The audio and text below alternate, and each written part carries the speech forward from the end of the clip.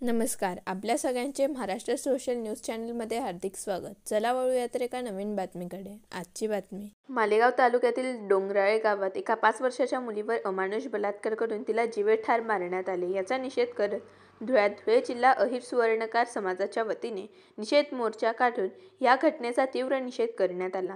महानगरपालिकेपासून या मोर्चाला सुरुवात करून जिल्हाधिकाऱ्यांना निवेदन देण्यात आले। आरोपीवर फास्ट ट्रॅक कोर्टात खटला चालवून तात्काळ फाशीची शिक्षा द्यावी अशी मागणी जिल्हाधिकाऱ्यांमार्फत शासनाला करण्यात आली। यावेळी मोठ्या संख्येने जिल्ह्यातील अहिर सुवर्णकार समाज तसेच सामाजिक संघटनेने या मोर्चाला पाठिंबा दिला होता। डोंगराळे गावातील सुवर्णकार कारागीर जगदीश दुसाने यांची 4 वर्षीय मुलगी यज्ञा दुसाने हिच्यावरती गावातीलच आरोपी विजय खैरनार याने रविवार परवाच्या दिवशी तिला काही चॉकलेटचा लालूच दाखवून तिच्यावरती पाशवी बलात्कार करून तिचा दगडाने ठेचून खून केलेला आहे। अशा आरोपीला आमच्या सुवर्णकार कारागीर संघटना धुळे जिल्हा आहे सुवर्णकार समाज धुळ्यातील सर्व शाखेतर्फे अशा आरोपीस अशा नराधमास फाशीची शिक्षाही झालीच पाहिजे।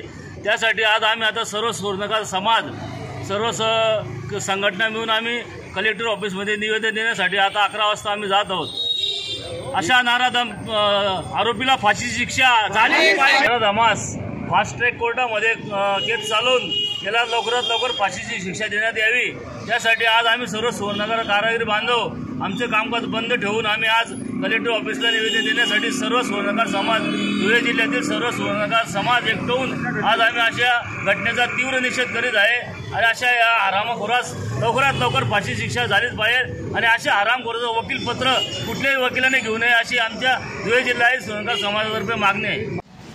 उपस्थित बंधूंनो, मालेगाव तालुक्यातील डोंगराळे या गावी जगदीश दुसाने यांची कन्या यज्ञा जगदीश दुसाने यांच्यावर काल जो भयंकर प्रसंग झाला, या निरागस बालिकेवर बलात्कार करून तिला दगडाने ठेचून तिचा खून करण्यात आला आणि ह्या घटनेचे पडसाद महाराष्ट्रभर उमटले। आमच्या समाजाच्या BJPच्या आघाडीच्या नेत्या चित्राताई वाघ यांनी सुद्धा या बाबतीत त्यांच्या बाईट दिली गेली आणि त्यांनी त्या ठिकाणी तीव्र नाराजी व्यक्त करून फास्ट ट्रॅक कोर्ट चालवून या नराधमाला फाशी दिली पाहिजे अशी मागणी आमच्या तमाम सुवर्णकार समाजाची आहे।